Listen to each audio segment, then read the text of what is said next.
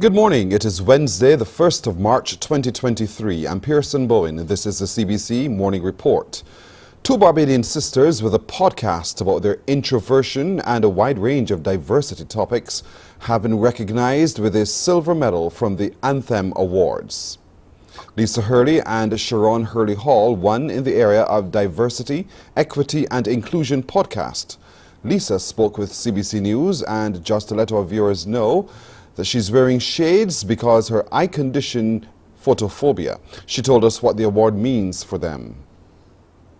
Especially being from Barbados, because in our category alone, we were awarded the Silver Award for Diversity, Equity and Inclusion podcast.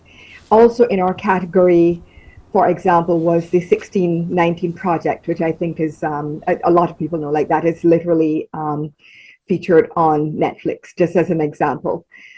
So we are an excellent company. Lil Nas X was also awarded in our category. A project by Facebook was awarded in our category. So it means that our work, and therefore by association, Barbados has been represented on the international stage at the highest level. And as people who are Barbadian and of Barbadian heritage, it just means a lot to be able to have accomplished that. Well, subjects like introversion, race and other topics often sidestepped are tackled by the duo. We do cover a broad range of topics, starting, of course, with introversion. And both my sister and I, Sharon Hurley Hall is my sister's name, and both she and I are introverts. We are on the quieter end of the spectrum in terms of personality types. It was not so much of an issue, so to speak, when we were coming up, in Barbados, in a Black majority country. As we both moved to countries where we were phenotypically in the minority, our personalities became more of an issue. And then you add in all the intersectionalities that you mentioned, us, of course, being Black, being women, being from the Caribbean, having quote unquote different accents than the people, for example, for me, I'm based in the US. And so my accent immediately sets me apart from anyone. My accent, my personality type, all of it. And so when Sharon and I first started this podcast, we wanted to advocate for people like us. First of all, typically when one thinks of an introvert, a Black woman from the Caribbean is not the image that comes to mind. But we are there, we are out there, we exist. And so our first goal was to advocate for people who look and in some cases sound like us. Then we realized, okay, well, there's no way that we can separate our introversion from our status as and our identity as Black women. And so we broadened the scope of what we wanted to cover and to touch on in terms of topics for the podcast, because our identities as Black women and as introverts are inextricably intertwined and they cannot be separated. And so therefore, when we launched the podcast, it was around the time, it was the beginning of the pandemic. It was the beginning of the global racial reckoning. It was around the time that George Floyd's murder took place. There was a lot going on in the world, and we wanted to talk about all of it.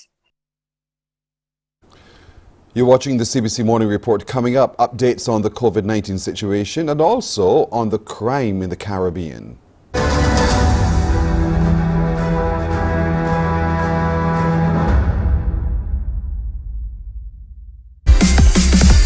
While you go about your business, we go about our business, and that is gathering the news. Stay up to date at CBC News Barbados on Facebook, Instagram and Twitter. Get news update on radio throughout the day. And join us for the CBC News Night at 7 every night. CBC News team is on the job and bringing you the news.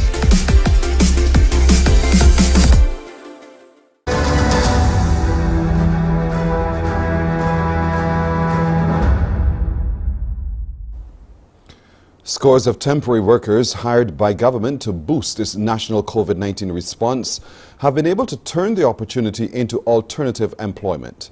In a media release, Health Minister Senator Dr. Jerome Walcott noted 538 people were recruited to serve in various capacities during the pandemic, with the understanding that their service was temporary.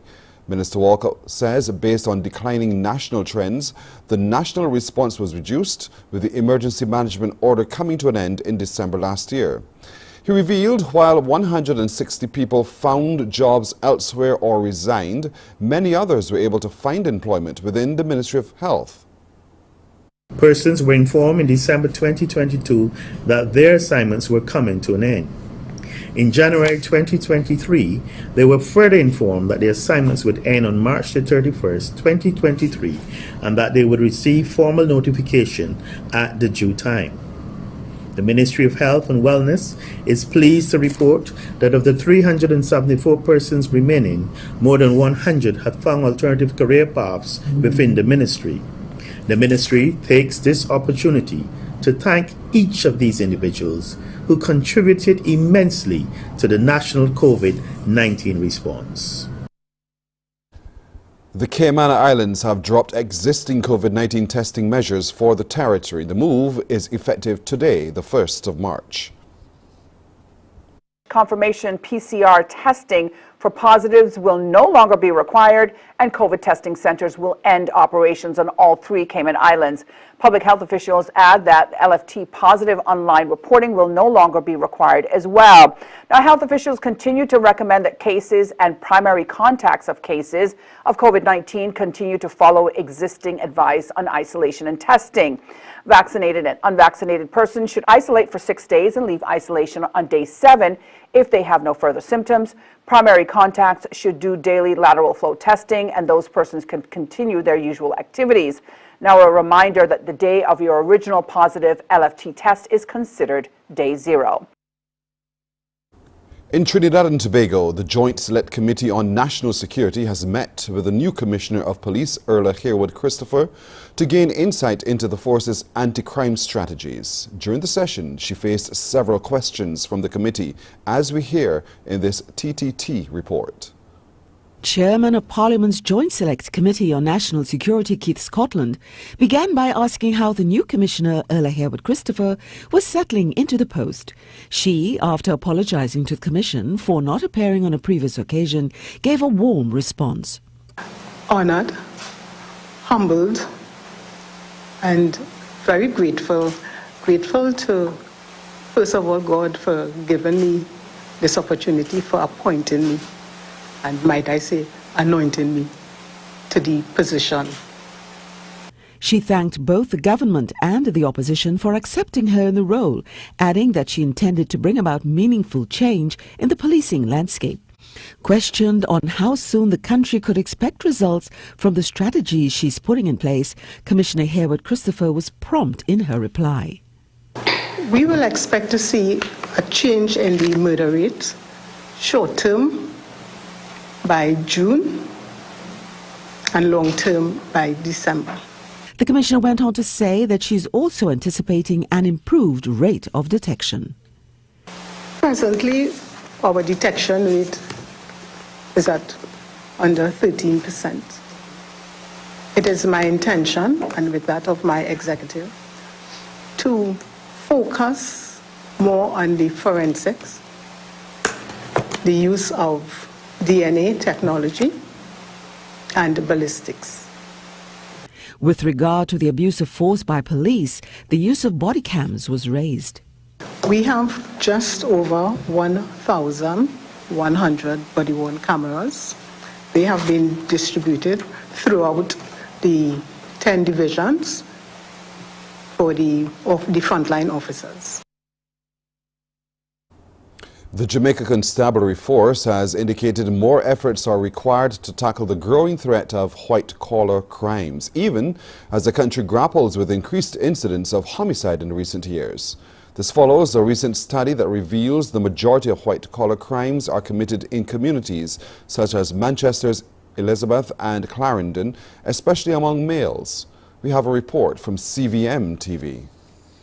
I do think that more effort needs to be made in relation to the Private Sector Organization of Jamaica, the Manufacturing Association of Jamaica, and other employers federation, for instance, the JEF, also needs to do more to empower employers to be on the lookout, or to be how to identify white collar crimes, and to put in place the systems to identify how are potentially employees trying to steal from your business. He adds employers are now requesting criminal records for employees before hiring. This is almost the new norm, which is why we're seeing a significant demand for criminal records at our criminal records office downtown and in our other offices, because people want to try to give themselves the best possible chance of hiring someone with integrity. Meantime, he notes white-collar crimes tend to proliferate in modernized societies as they become more technical by nature. They are more complicated, and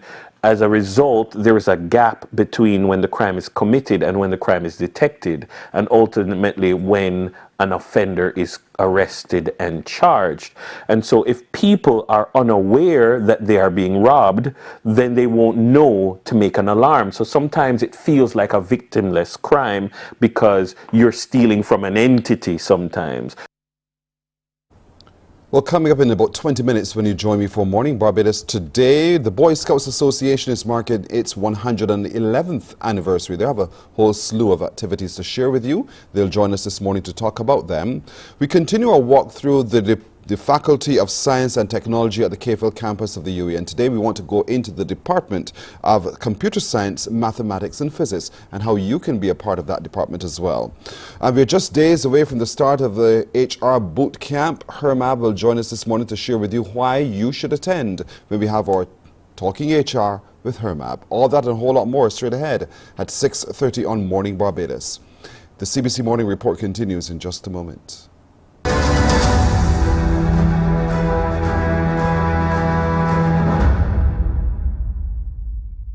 There is a saying, you can find a Bajan anywhere. Are you a Bajan living abroad? Or do you know of one who has migrated to another country? Well, we at Mornin Barbados would love to have you or them on our Bajan Afar segment. Share your amazing stories, experiences, and how you have adapted to a new culture. Send us an email to morninbarbados@cbc.vb. And together we will travel the world.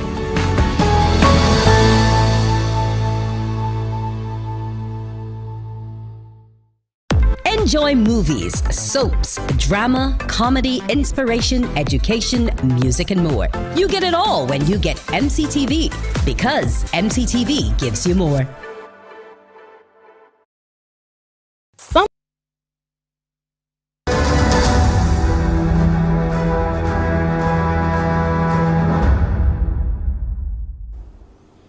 A High Court judgment has deemed the section of the Public Service General Orders that prohibits public servants from participating in active politics to be unconstitutional.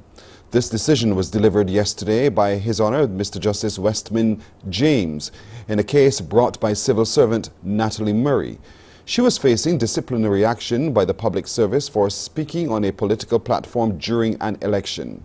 At the time, Ms. Murray was employed as a household facilitator in the Ministry of People Empowerment and Elder Affairs. Attorneys at law, Senator Gregory Nichols and Keshawn Wood, represented Ms. Murray, while Sharice Whitehall-Small and Nicole Boyce represented the Attorney General of Barbados. What Ms. Murray sought to challenge was that this regulation was overly broad and disproportionate to her constitutional right to freedom of expression and the constitutional right to freedom of association.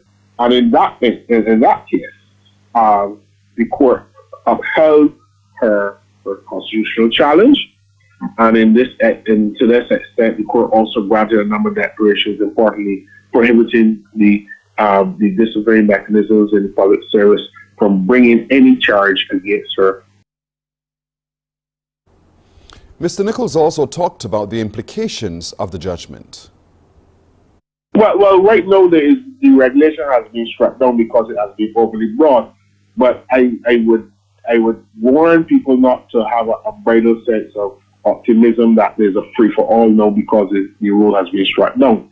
It is very likely that government may appeal the case, or if government doesn't appeal the case, government might put a regulation in place that does not offend for its overbreadth and disproportionate nature in breach of the constitutional rights. Barbadian international data and cybersecurity-based specialists say there is nothing wrong with the Trident digital ID card of itself, but some elements do pose risks. Neil Harper pointed out some of these issues while speaking on the topic digitization, data and distrust in Barbados and the Caribbean during the Marcia Weeks show yesterday. The card itself is not a problem. The actual information on the card being accessible on the web is not a problem in itself. Where there's a risk that exists. One, for example, in other countries, you can't scan a government ID card with just a normal.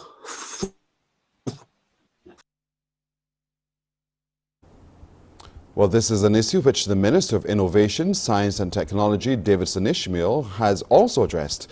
He also notes it's far easier to commit fraud with the current ID card. This laminated blue ID card that you know, the old one, that you know phrase at the end, starts to open at the end. Persons for many years would open that, take advantage of how unsafe it was, and they would open it, replace the ping pong. Oh my, Exhibit A. I don't want to show the photograph at the front. I won't show it for the cameras, but if I were to just describe it as peeling at the front and at the back. Here you go, Deputy PM. I will save you the embarrassment. But I'm thankful that we have a new and improved and highly secure Trident ID that you have upgraded to. But that is a perfect example of what the issues with the existing or old ID would have been. It was easy for... The Edward P. York High School is recognized for producing top-performing students in academics in Belize, but it's not every day that you hear of students running a business simultaneously. Teenage businessman Javan Anderson is one example. Channel 5 Belize reports. It's an ordinary day at Edward P. York High School. The third form industrial students are wrapping up a quiz, eager to grab lunch when the clock strikes at designated time. The ringing of the bell is a signal that they have an hour to themselves. But when everyone storms out, one student of 3I switches his hat from student to businessman. Javon Anderson walks out of class with his best friend at his side. During the lunch hour, however, Nelson Hill is his employee. It's an on-campus barbershop, and during this time, Javon is strictly business. Initially for me, when he asked to do it, I was a little hesitant because it's not open market and, you know, everybody wanting to do a business here. But for Javon, it started out as a need. And now he is using it to definitely save for the future, for his plans and all that. He would come with his colleague, Nelson Hill. They would set up, they will sweep, they run jokes. And I think what I like about it is that even though they're in there to do a job, we still develop that rapport and building a relationship with him, and you get to know more about him. And so I have not had any issues with him other than being his timekeeper in terms of letting him not going over the required time that is allotted for him to trim. His rates are like any other barber.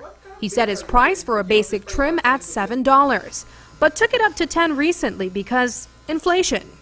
Javon's endeavor was born out of a need to cover his school expenses, including food and travel allowance. But after meeting his needs, Javon later realized that he had a unique advantage over his peers, one that would jumpstart his future as a businessman. And like many administrative staff, Vice Principal Renison Enriquez has also been in Javon's chair. He attests to his skill and spoke of the importance of teaching financial literacy within the school. He does his academic work very well, and he's very skillful. He also trims me now and again too. So I must attest to his skill right? And of course, that is developing his own business, entrepreneur, and that is also one of the things that is coming along with this new curriculum, and we will encourage those type of things with our students.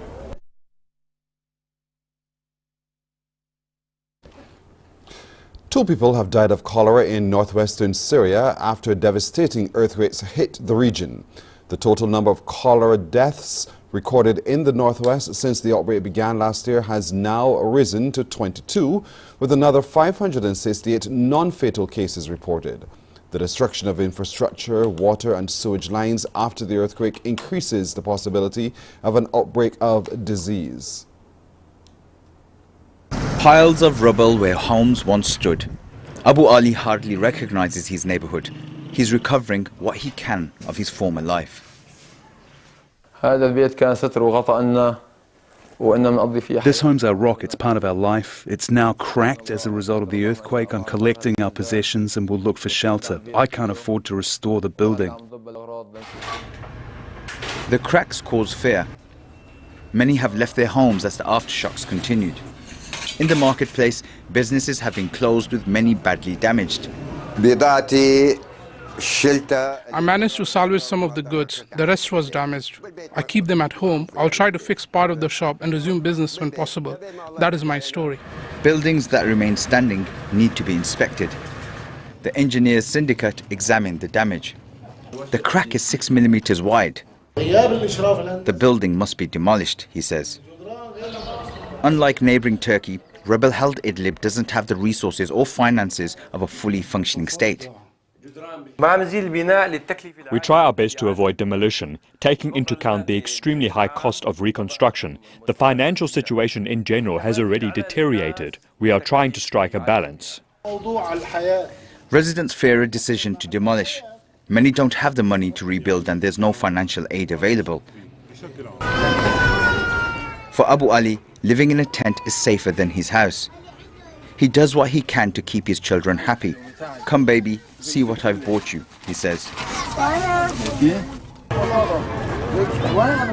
The Syrian Response Coordinators Organization says more than 50,000 displaced people are now living in shelters here.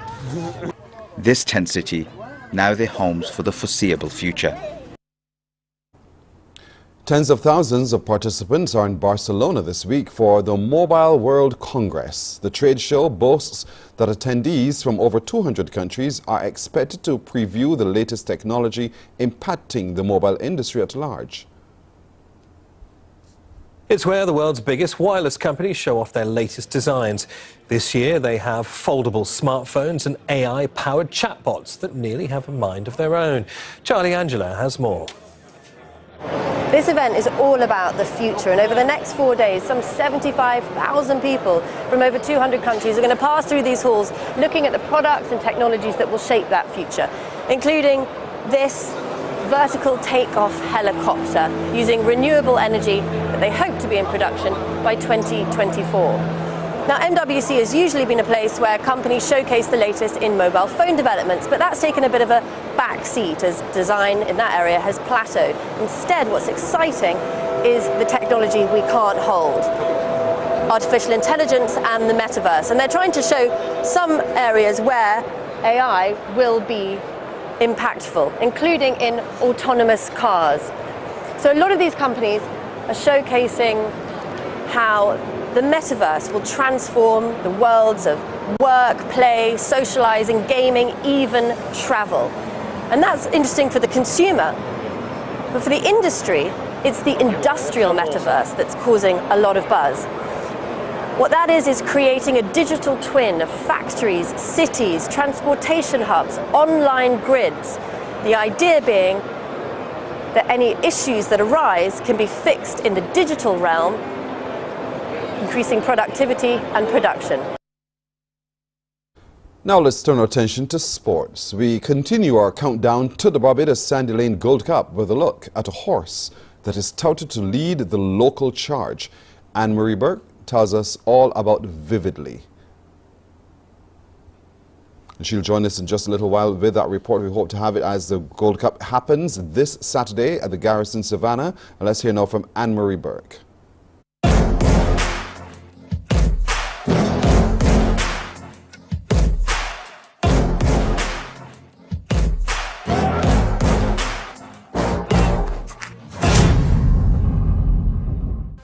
Lining up for Saturday's Gold Cup is a 6-year-old mare Vividly, another entry who's relatively new to the local horse racing community, but from a rival signal she's one to be reckoned with. After all, in her debut race at the Garrison Savannah on December 10th, she was a winner. What has piqued the interest of local horse racing fans even more is that in the Coolmore Stakes and Trophy, the dress rehearsal for the Gold Cup, she ran a close second to winner So Suave, another of the Gold Cup entries. Vividly, bred by Judmont Farms, is owned by Darian Clark, best coach, and Jaleesa Callender. Callender says preparations are going as planned. She's been working well. She would have ran 2 races before. She would have ran her first race and she got a win there. This is now would be her 3rd race. Well, she would have came second in the Coolmore. This is her 3rd race. And I believe that maybe we'll see the best of her in that race. She's been progressing well. Hopefully she's been acclimatized with the track by now, so she'll be ready. US-based Barbadian jockey Rocco Bowen will fly home to take Vividly on the 9 furlongs trip, and they'll be on the inside rail, going out of post position 1.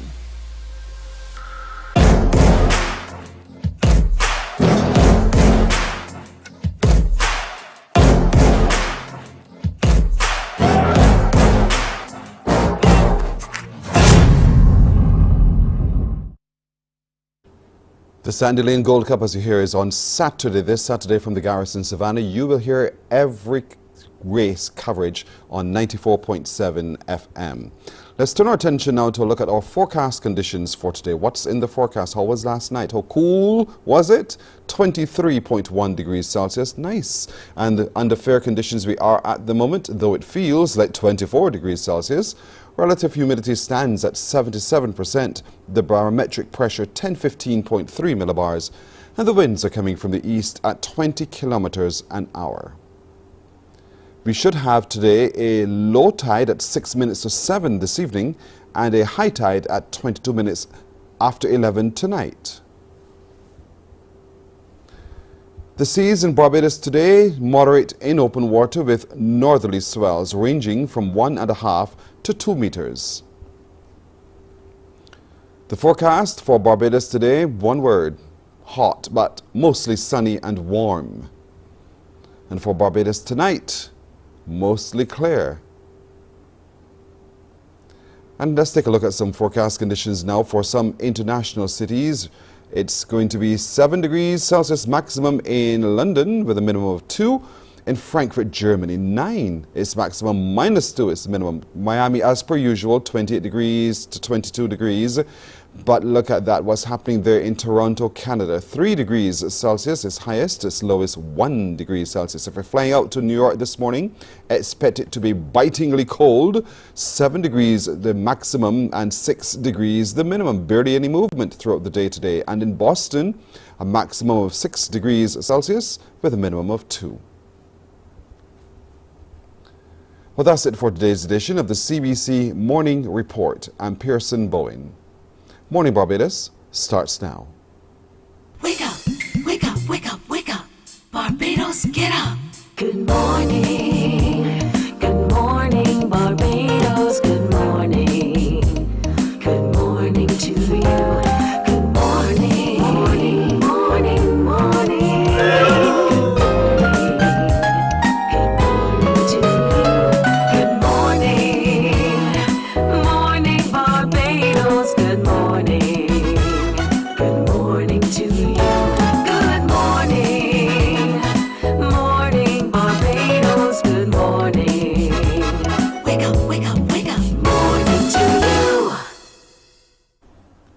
Indeed, good morning to you. Look at that. We're at the 1st of March 2023. Good morning, everyone. I'm Pearson Bowen. Thank you so much for waking up to be with us, indeed, and keep us company.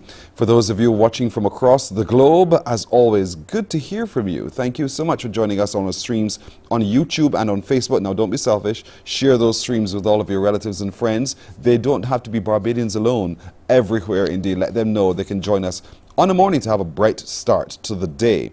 Now, coming up today, we will be hearing from the Kiwanis Clubs of Barbados. They're having a poetry slam competition. We'll tell you the how, the why, the when, the wheres, all of those questions we will definitely answer for you when they join us this morning here on Morning Barbados. Also today, Our OBGYN will continue our conversation at endometriosis.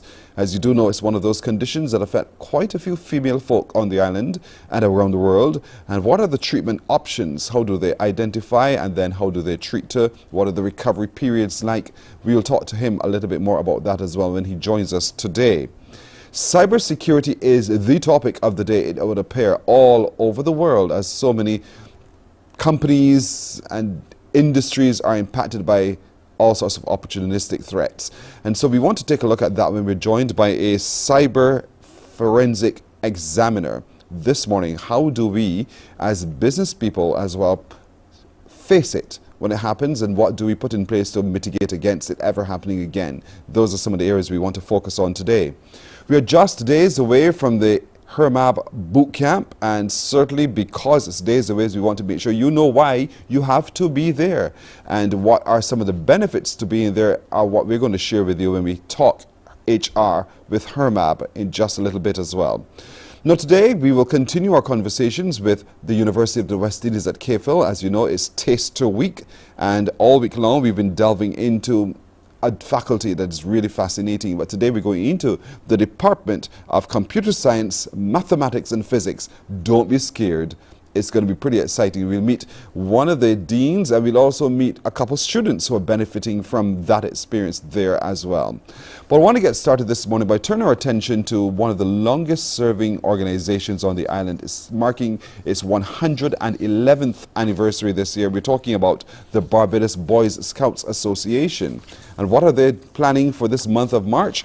Joining me now to talk a little bit more about it is Jason King, who is a Club Scout leader, District Scout in the Bridgetown District. He's also chair of the Family Fun Day Committee. With him is Dr. Martin Taylor, Deputy Chief Commissioner of the Barbados Boy Scouts Association. Both of you, good morning.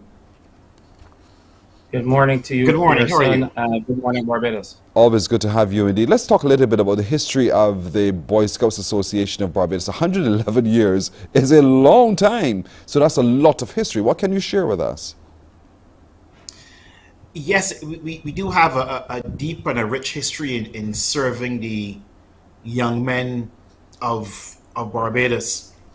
And 111 unbroken years is a testament to the commitment of those who have served in the movement. And we have branched from when we started, we were just basically what you will call Lance Scouts or regular Scouts. We also have Sea Scouts troops now, and we also had a troop connected with the Light European Club, which we call it Air Scout Troop.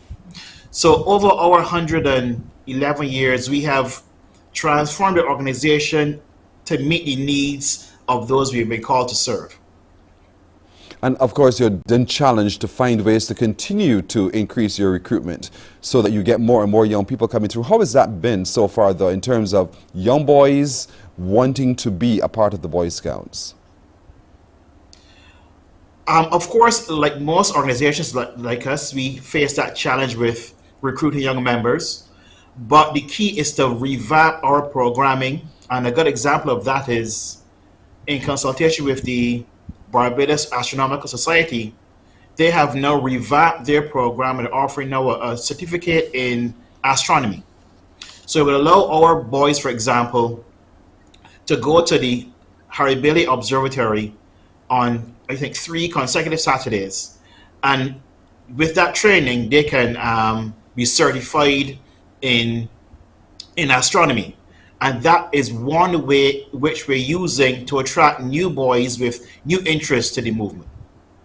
And so, Jason, do you come straight in as a Boy Scout, or do you go through some other groups before you become a Boy Scout? Because we know with the girls, guys, you go through the brownies and come up all the way through. But how is it structured, and what organizations are at that lower level for interests from young people, younger people? So, Pearson, we have 4 sections within the association. We have Beaver Scouts, which runs from 4 to 7 years old. Cub Scouts, 7 to 10 and a half, 11. We then have Scouts or Sea Scouts, which run from 11 to 16. And then we have Ventures, which goes from 16 to about 25 years old. Apart from that, of course, you would have leaders, and you do have some boys who come right through the 4 sections and then also become leaders. But the introduction is at that very early age of 4 with the Beaver Scouts. And anyone who has seen any of our parades will see these little boys in their bright, and I emphasize bright yellow shirts, and they stand out. And they are very often in order and under the direction of the various leaders, and you see them there. So that's where we start, and then we run through the informal education program that we do for each of the different sections. I want you, Jason, to talk to parents today who are considering allowing their 4-year-old to be a part of the Beavers coming through, why they should allow them to be a part. Well, I may be a little biased here, Pearson. I first went into the Scout movement in 1981. I don't think I look old enough to have done that, but 1981 was my introduction. At the point in time, the primary school that I went to didn't have Beavers. We just had Scouts, so I joined into the Cub Scouts. In terms of Beavers, it's fun. Anytime I see the Beavers at a meeting, that's the one thing that they're having. They are in a disciplined environment, and especially a safe environment. There's a significant drive across the world of scouting being in more than 170 countries across the world, for a program called Safe from Harm, where all persons involved, all members, whether it's adult members or children, are involved in this Safe from Harm and its protection from all forms of harm, whether physical, psychological, or otherwise. So it's a safe environment for their children to come. There is a level of instruction, but I think at that early age, most importantly, it is fun for those boys. Yeah. And out of that comes a development of that individual as well.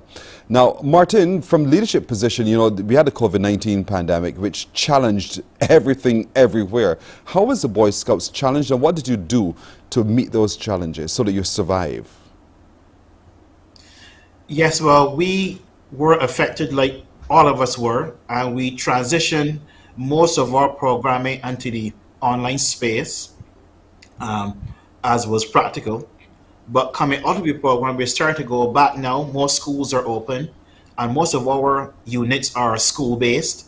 So if schools now are reopening, protocols lifted, we're now having our packs and troops restarted, and we're getting the programs up and running again.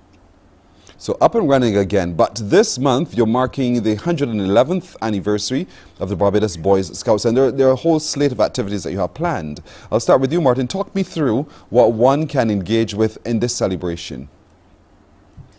Well, in this celebration of Scout Month, for example, on the 4th, we're having our National Youth Awards, where we will present our boys with awards for the work they have done, especially through the tough COVID period. And on March 12th, we have our annual Founders Day service and parade, where we as an association come together. This year is going to be at the Abundant Life Church and Bank Hall, and we will start our parade from the National Stadium car park and parade through the Bush Hall community to the Abundant Life. We have our service there, and then we proceed back up to the stadium again for dismissal, where we bring our function, bring scouting back into the community where it needs to be and where it belongs. And you know, Jason, during this period as well, you're going to be using social media, I suppose. That's where everybody seems to live nowadays, to keep focus on what is scouting. Without a doubt, Pearson, you will be getting from us every day during the month of March. We do intend to be posting something about our history on social media, our Instagram page, as well as our Facebook page. And then, of course, we will have certain snippets circulating via WhatsApp. So our Instagram page is at Barbados Boy Scouts, and then our Facebook page is at Barbados Scouts. So we will have, as I said, one bit of information or a question every single day during Scout Month.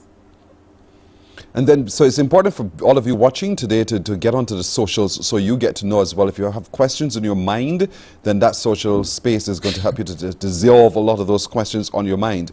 But on the 4th itself, during the anniversary awards and so on, you're breaking down into a number of categories. Explain for me, Jason, some of the categories and some of what the criteria is to receive some of those awards. So we will have the National Youth Awards. We will have boys receiving the Chief Scout Bronze, and those would be beavers. That section that we spoke about, those 4 to 7 year olds, there will be 2 boys receiving that award, and there will be 12 boys receiving the Mahogany Award, which is for Cub Scouts and is the highest award that a Cub Scout can receive. Now, in order to receive these awards, it requires going a bit beyond the norm, a little bit extra. So for the Chief Scout Bronze, these boys have had to go through, there's a particular badge called the Personal Challenge, which they have to go through and document. And then there are a number of activity badges that they must have, some mandatory badges that they must have, which means that they've shown proficiency in particular areas. And they also have to write, and I said write, yes, 4 to 7 year olds must write a bit about their experience. And then they go through a short interview with a panel to show that they are worthy of the award. So this year, despite the pandemic and coming back out of the pandemic, there are 2 boys who have gone through that process and are deserving of that award. Regarding the Mahogany Award for the older boys, they have a bit more to do, and theirs is around a bit more about the history of Barbados or national heroes, history of scouting, and of course the mahogany tree, which is synonymous to Barbados and is part of the title of that award. Those boys are required to have at least 25 activity badges, along with what we call the Arrow, completed the Arrow program, where they have a bronze, silver, and gold arrow. Each of those arrows takes them through 12 different items, and each level, each of the arrows is a different level of proficiency in that particular item. So it's whether things like scoutcraft, physical fitness, safety, things about your country, things about other countries which are involved in scouting, things about your home and community. So during that program, these Cub Scouts gain different skills. And I mean, I remember going through it myself, and that's actually when I learned to sew, so that I could sew all of my badges onto my sack. Well done. Well done indeed. This is going to be quite a celebration as well. But as you're there, Jason, on the 25th, I see on the calendar of activities, there's a family fun day. Quickly tell us about that.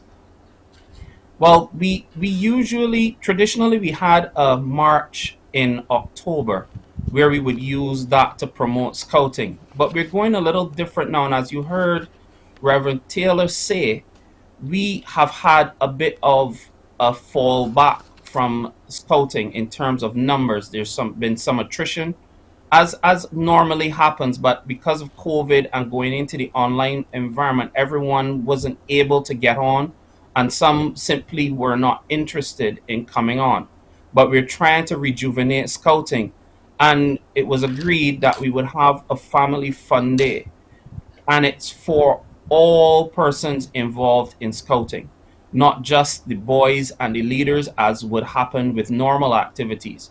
We are having we want the parents to come out, we want friends to come out, we want former scouts to come out, everyone to come out on the 25th of March to Queen's Park. And it's going in, you see there, represent your district. So the Bridgetown, Southern and Northern districts are going to be in their district colors representing. Now, of course, there will be a small level of competition. We do have some activities to promote fun throughout the districts. But we don't necessarily want anyone walking away saying we beat you, you beat us, etc. Yes. It's just to be one big family fun activity. So there will be some jumping tents. Of course, nowadays you need to have those to keep the boys, the young boys, happy and excited. There will be food, lots of camaraderie. We are going to descend on Queen's Park and hopefully have a crowd that can rival what we just saw go by over the last weekend in Agrofest. All right, good challenge indeed. But Martin, it's important to bring together folks for discussion. I'm seeing here on the 19th you're having a town hall meeting. Talk to me about it. Yes, we at this time bring together all the stakeholders within the movement and association. So anybody who has any role to play in scouting can come together. At this time, it's going to be a hybrid meeting.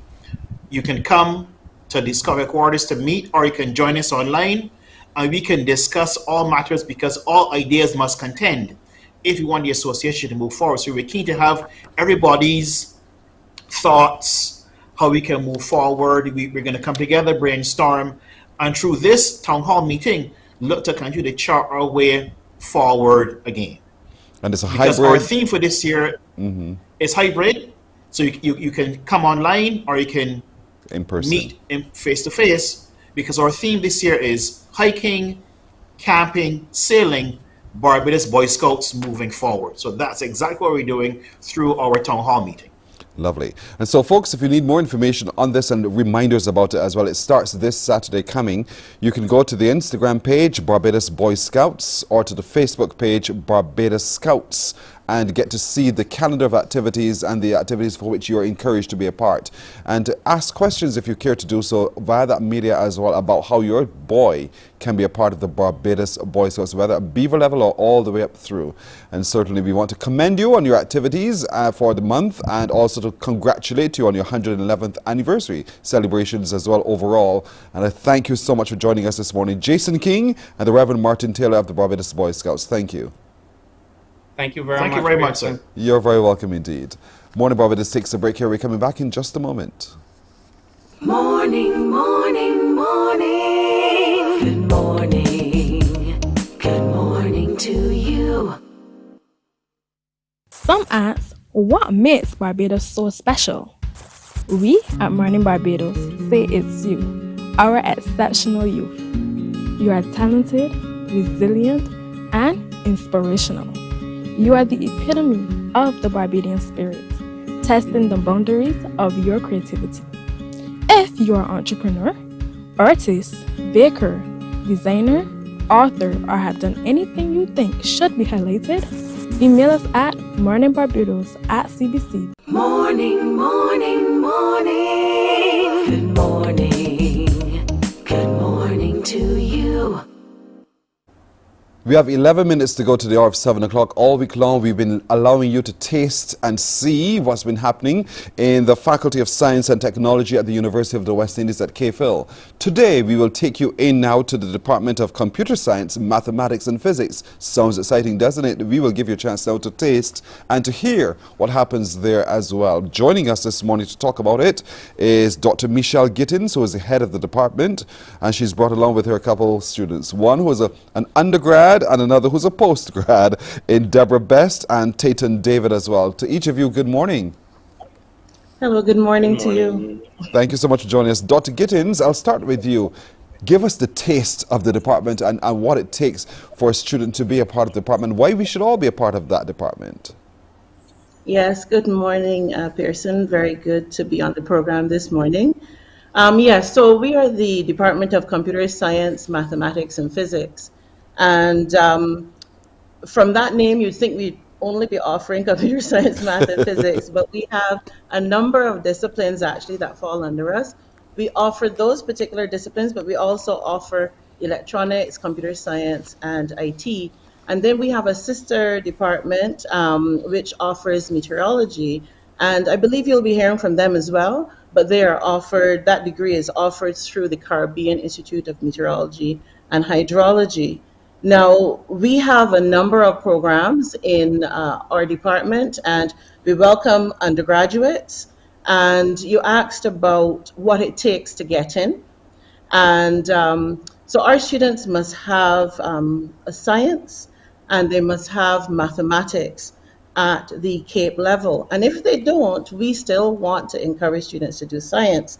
So we actually also offer our programs to those who have 2 sciences at the CSEC level, and they must have mathematics and English as well. And then if you want to do a postgrad degree, we offer a number of postgrad degrees as well in those same disciplines. And in order to do that, you need to have an undergraduate degree in the same area. So we have research degrees, we have MPhils as we call them, which is a degree where you're inventing something. Yes. Tayton is going to talk about that in a little bit. And we also have PhDs, and we also offer what we call taught degrees, which are more, which is a master's in IT actually. That's what we're offering right now. And that usually is for someone who is trying to get a little bit more applied experience. They do more courses than in the research programs. And those students are usually trying to upgrade their qualifications for industry, and they want a little bit more of a hands-on experience. So that's it in a nutshell. There's so much more to talk about, but I'm sure you have more questions for me. Of course, because what you do there is not just, you know, hey, we sit in the classroom and you get to go out at the end of it with your degree, having passed across the stage for someone to shake your hand. But you're doing some teaching, you're doing research, you're groundbreaking sometimes. Yes. So talk to me a little bit about what happens in your department from that perspective, the kinds of work that you do and the kinds of things you discover as well in doing that work. Okay, so if I were to start, I guess, at the research level, at the postgraduate level for students, we have a number of supervisors that are quite experienced in areas such as artificial intelligence, such as robotics, such as we have persons who are working on solar cells. And we also have people who work with sensors to do things like detect when, so it's like the another umpire on the cricket field. So when the ball hits the pad, or hit the cricketer's pad, or hits the cricket bat, the research that was done in the department allows the sensor to hear exactly the difference. So you may not be able to see it, but these sensors can pick it up. And we also have research where we reuse phones that you would take and discard and say, okay, this phone is cracked, the screen is cracked, I can't use it, or the mic isn't working, it's not, you know, it's not going to be functional for me anymore. We take those things and turn them into, for example, sensors that can be used to track a bus, or tell you whether or not it's raining, tell you whether or not there's electricity in a particular area. So there are many different things we do. And we also have, under mathematics, we have researchers that work on population data, such as health data. Actually, one of our researchers would have been working feverishly during COVID to help us to understand the data that was coming in. And Tayton is going to talk a little bit about his research in physics, but we also have people working in renewable energy, as I said, working towards, for example, using the dyes that are in our plants, the different colors of dyes, to be able to detect, you know, the sunlight, and be able to pass that sunlight through chlorophyll, and be able to improve solar cells as we are developing them. So there's so lots of much. interesting things there. You got that Yeah, right. there's a lot, and There's a lot. yeah. That's fascinating, so fascinating. But Deborah, you as an undergraduate, now talk to me about why you chose this particular department, first of all, and what have you done while there? What have you graduated in? Okay, well, I started off in nursing, and then I was offered the opportunity to switch to IT, and I worked in IT for a number of years, and I wanted to know why when my boss said do this, I was supposed to do this. So I enrolled in a university as an undergrad, and I came in as a mature student, and it has been so eye-opening because, you know, when you're not in the field, your understanding of things is so limited.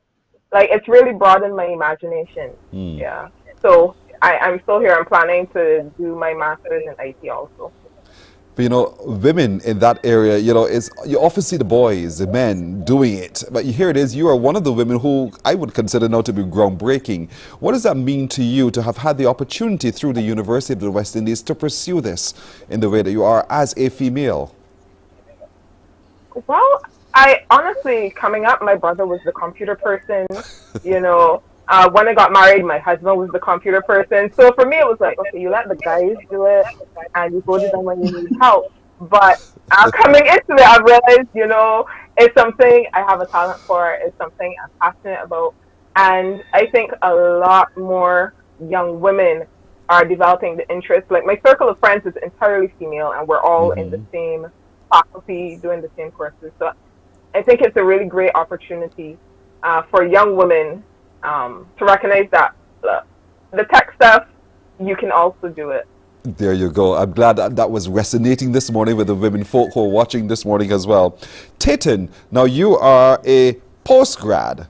And, yes, you know, Dr. Gittins said that you did some work in physics. Tell to me a little bit about what you did and how the university helped you to achieve what you've been doing. Right, so good morning, everyone. My research is in information theory. It's actually not quite physics. However, my supervisor, Professor Tani Ray, is a physics lecturer at the university. And so the research essentially is basically decomposing the connectedness among circuits. So for example, if you have a logic gate which has, you know, 3 nodes, 2 inputs and an output, the goal is essentially to decompose the information. Each input has a probability assigned to them, and so we've come up with a certain method of calculating, you know, the connectedness amongst these inputs, and we call it the connected information. So essentially, there's an important concept in information theory called entropy. So calculating the connected information basically allows you to calculate the change in entropy. And entropy is defined as the amount of information you could essentially get from, you know, discovering that particular bit, as we would call it, where the bit is the inputs or the outputs of the system. So on a larger scale, this could essentially allow us to understand how, let's say, animals in an ecosystem are connected, or as we would have done with our research, how, you know, logic gates and the different bits in these systems are connected and the information we can get from them.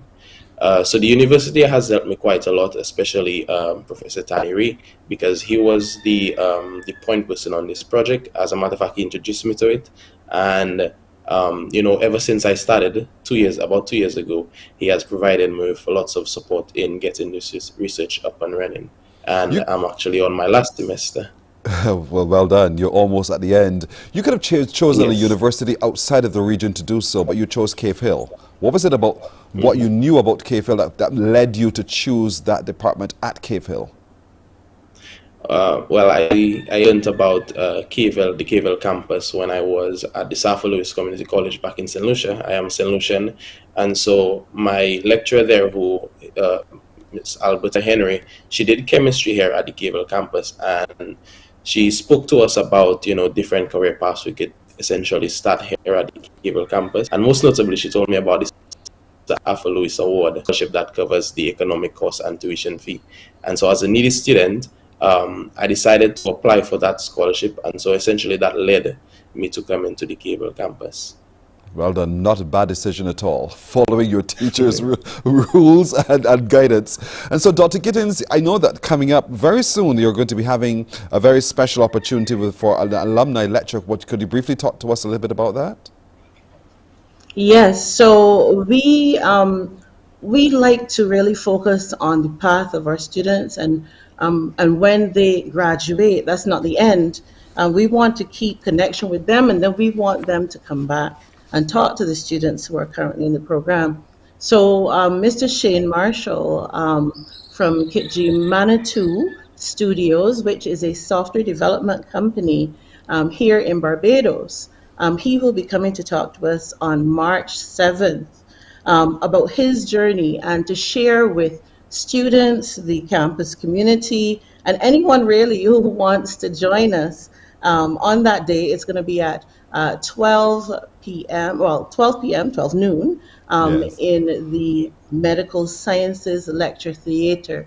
So he's really excited about giving back. We are really excited about having him. And you'll see how a student comes from where Deborah is and, moves through and goes on to open their own company with an international customership and, make their way right here in Barbados. All of that possible, folks. Now, it's on the 7th that happens in the Medical Sciences Lecture Theatre at the campus from noon.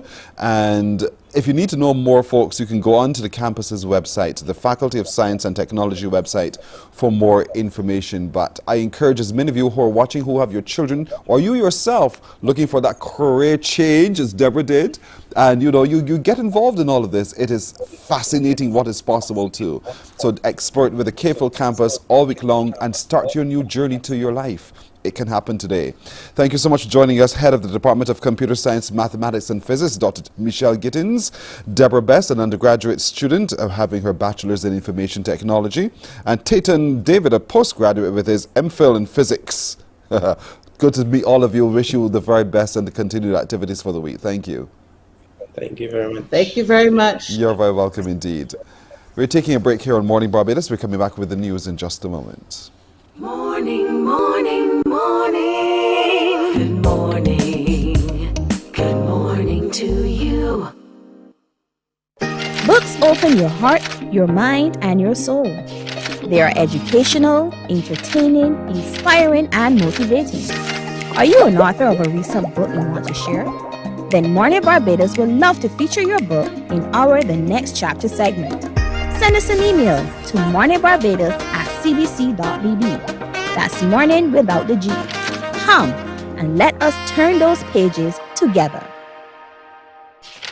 Because you love English Premier League, MCTV has got it back. Now you can watch all the games of the English Premier League plus UEFA and NFL on MCTV. Current customers can upgrade to Matchback Extra at just $23. Call MCTV today at 228-6288. Morning, morning, morning. Good morning.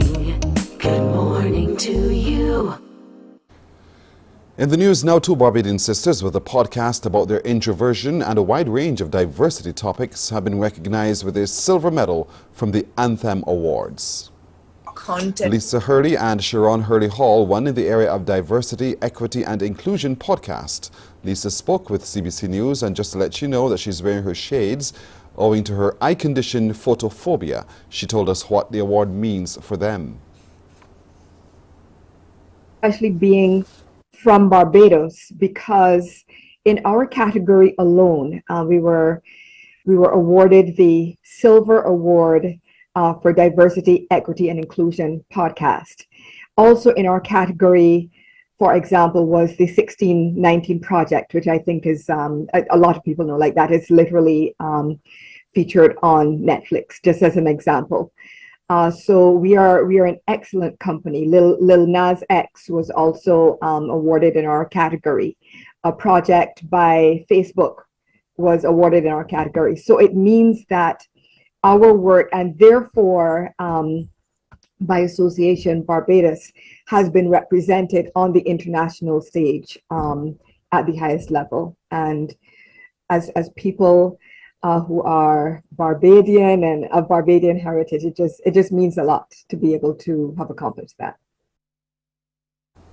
Scores of temporary workers hired by government to boost its national COVID-19 response have been able to turn the opportunity into alternative employment. In a media release, Health Minister Senator Dr. Jerome Walcott noted 538 people were recruited to serve in various capacities during the pandemic, with the understanding that their service was temporary. Minister Walcott says based on declining national trends, the national response was reduced, with the emergency management order coming to an end in December last year. He revealed while 160 people found jobs elsewhere or resigned, many were able to find employment within the Ministry of Health. Persons were informed in December 2022 that their assignments were coming to an end. In January 2023, they were further informed that their assignments would end on March 31st, 2023, and that they would receive formal notification at the due time. The Ministry of Health and Wellness is pleased to report that of the 374 persons remaining, more than 100 have found alternative career paths within the ministry. The ministry takes this opportunity to thank each of these individuals who contributed immensely to the national COVID-19 response. A High Court judgment has deemed the section of the Public Service General Orders that prohibits public servants from participating in active politics be unconstitutional. The decision was delivered yesterday by the Honour Mr. Justice Westman James in a case brought by civil servant Natalie Murray. She was facing disciplinary action by the public service for speaking on a political platform during an election. At the time, Ms. Murray was employed as a household facilitator in the Ministry of People Empowerment and Elder Affairs. Attorneys at law, Senator Gregory Nichols and Keyshawn Wood, represented Ms. Murray, while Sharice Whitehall Small and Nicole Boyce represented the Attorney General of Barbados. What Ms. Murray sought to challenge was that this regulation was overly broad and disproportionate to her constitutional right to freedom of expression and the constitutional right to freedom of association. And in that case, the court upheld her constitutional challenge, and to this extent, the court also granted a number of declarations, importantly prohibiting the disciplinary mechanisms in the public service from bringing any charge against her. Mr. Nichols also spoke about the implications of the judgment. Well, right now the regulation has been struck down because it has been overly broad, but I would warn people not to have a bridal sense of optimism that there's a free-for-all now because the rule has been struck down. It is very likely that government may appeal the case, or if government doesn't appeal the case, government might put a regulation in place that does not offend for its overbreadth and disproportionate nature in breach of the constitutional rights. Well, that's our news until now. We'll have more news here on TV8 at 12 noon in the CBC Newsday. Morning Barbados comes back in just a moment. Morning, morning, morning. Good morning. Good morning to you.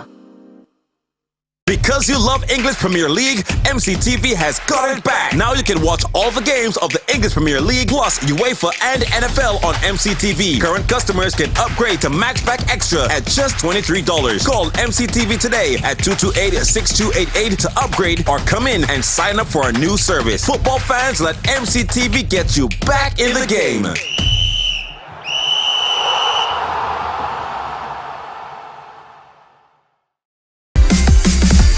While you go about your business, we go about our business, and that is gathering the news. Stay up to date at CBC News Barbados on Facebook, Instagram and Twitter.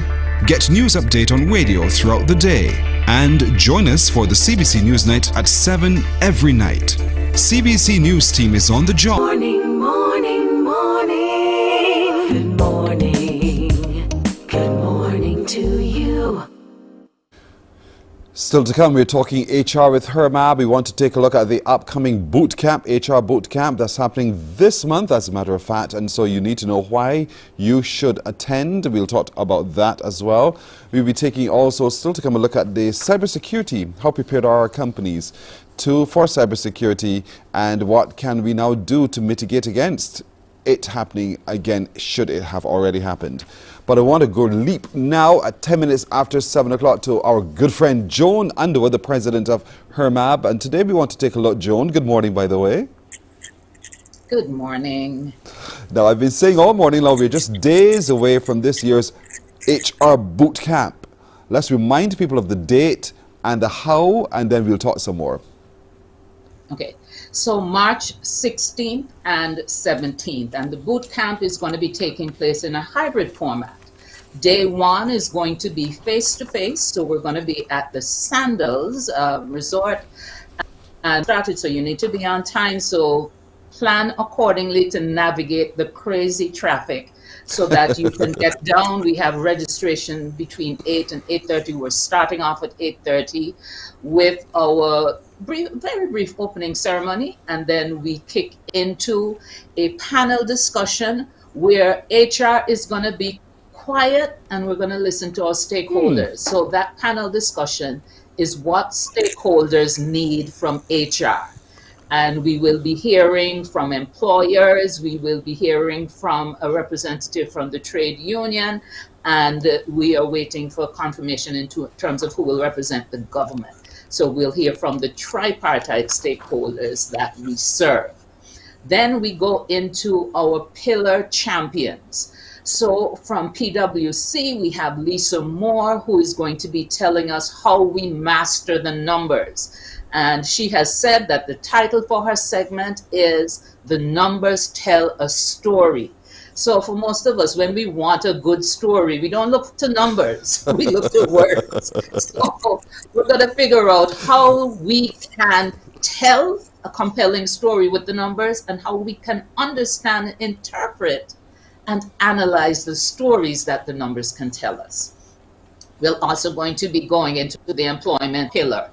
And it was interesting in the last news item there about that judgment, which declared a certain cause from, the public service regulations unconstitutional. So you see how important it is to really have a sound understanding of the laws that affect employment. So we have pillar champion Michael Koyman, who's going to take us through the absolute must-know components for employment law if you're going to be practicing effectively in Barbados. We also have change management, and Deloitte is going to be our pillar champion there. Kerry Jordan specifically is going to show us how to successfully navigate change. And of course, Khadija Moore is going to take us through how we ensure that the business strategy aligns with your HR strategy so that they're mutually reinforcing as opposed to working at cross purposes. And it's interesting because we put up a poll on our Hoover app yesterday to find out how many of our attendees have an HR strategy. The poll only went up yesterday, but it's instructive. I checked just before I came on, and no one who has responded to the poll thus far has an active HR strategy. So that's not exactly where we need to be. So that's something we're going to be working on. So that's day one. We wrap it out with a networking reception, so we get to mix and mingle, learn from each other, enjoy each other's company. Day two is going to be virtual. So we have the capstone of the coming back to Q&A. Anything you want to ask the champions, they will tell you what you absolutely need to take away and begin applying. And we wrap up at 12:30 on the Friday, March 17th. That's a lot, but it's a lot of good things, Joan, happening. And I'm sure for those of the past who are HR practitioners are thinking, but why are you all doing all of that? That's not what HR is about. Because HR has evolved. The function of HR has evolved. And so this book camp seeks to bring those practitioners now up to scratch with the new way of doing HR. Exactly. That's why it's dubbed a strategic partner boot camp. Because if we want that seat at the table, we want to be in the C-suite, we want to be in the board meetings, guiding and influencing decision making, we need to understand what's required required in the boardroom? How do you add value in the boardroom? And these are the very issues that you need to master to earn that seat at the table. The other thing to my mind that also highlights is that HR is not just a practice of HR is not just a case of you're shuffling paper. It has to be a far more in depth now, where some analyses have to be done, not just broadening your knowledge on what the rule book says, but being able to analyze the situations and being able to present alternative cases.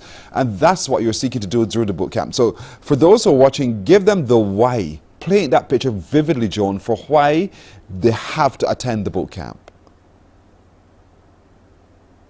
Absolutely need to attend the boot camp if you want to take your career to the next level. No matter what level you're at, we cannot remain complacent. We have to be committed to continuing learning and education.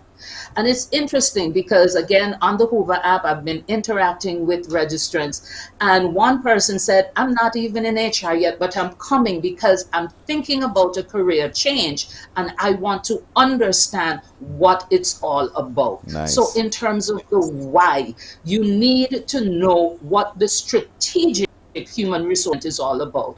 And for the most part, we're good with the operational HR, right? Because most of the programming is caters towards that, whether it's your academic programming, short courses, etc. What you need to be able to hone in on is the more strategic orientation. So when you're in a business, whether it's, you know, whatever sector you're in, and the business says, this is our strategy, this is our mission, this is our vision. As HR practitioners, we need to be able to take that and say, what do we need to do in terms of the human resource capacity within the organization to deliver on that vision and the mission? So what are the competencies that we need to bring in? What sort of culture do we need to be formulating within this organization? How can we ensure that the policies, procedures, etc., support and reinforce that overall business strategy? We know that the only thing constant is change. We've also heard the statistics that up to 70% of change initiatives fail. When you go deeper into that research, it tells you that the primary reason for the failure is lack of adequate attention to the people side of change. And who's responsible for the people? It's HR. So we have to show up in a way that says that we understand the change process, the people side of change, not just the project management aspect of the change, and that we have the knowledge, skills, and abilities we need to take people along the change journey, to create an awareness of the need for change, a desire to be part of the change, the ability to change, the knowledge to change, and to put things in place that reinforce the change so you don't revert to the prior status once people stop looking at you. Right? So with the numbers, HR practitioners cannot expect to be taken seriously if we can't read financial statements, if we don't know how to quantify the work that we're doing. So imagine someone comes into a senior executive meeting, an HR practitioner, and says, we had, 10 people absent last week. So compare that now, we had X dollars worth of lost productivity last week. Once you start talking about the dollars and cents, people are going to start paying attention. Yes. Right? So you need to be able to convert what we typically trade in into something that's more meaningful and that can inform decision making. So these are just a few of the reasons why it's absolutely imperative that any HR practitioner who wants to add significant value to their organization needs to be at the boot camp. I think you've answered two questions I wanted to ask, but two in one, because there are two sides that have these emotions. One that says, I'm new to HR and I'm not sure if this sounds as if it's beyond me, I'm going to wait it out. And then there's the other side that says, I've been doing this for a long time, what can you all tell me now that's different? And I want you to appeal to both sides of that argument so that they see themselves at the table to be a part of the boot camp coming up. Beautiful question. So as I indicated, like the young lady with whom I was engaging from yesterday, even if you are just starting out, you're thinking about starting out, begin with the end in mind. Understand where you need to be in order to be successful in your role, and start putting in a solid foundation so that from the interview stage, if you're looking for an HR position, you can start bringing this into the conversation. And I guarantee you, you're going to get the attention of the people who are viewing you if you start talking about the strategic aspects of HR and how HR can add value. And so not to worry that it's going to be overwhelming. And something I want to emphasize for both registrants, those who are younger in the field and those who are veterans. And I've been mentioning the platform because it's such a tremendous resource. Once you've completed your registration, you're given credentials to log on to our Hoover platform. And that is a community of practice where we share with each other. So persons, including registrants, can post articles that you found interesting, or something you're grappling with at work and you want to know, what do you guys think of? So you can start a discussion by asking a question. So for example, one registrant started a conversation about employee engagement. What stage of the employee life cycle start to focus on employee engagement topic, and she's already starting to get responses to that. The more experienced HR practitioners, come and share, come and mentor the new and upcoming folks, and interact with your peers, because sometimes it can be very lonely when you're in a leadership role. And so even if you're at the top of your game, come and talk to your peers, share with them what you've been experiencing, your challenges, your victories. So let's really get together and network, because networking works. It works. And also for the more experienced folks, remember we have our colleagues coming in from CPHR Canada. They're our gold sponsor.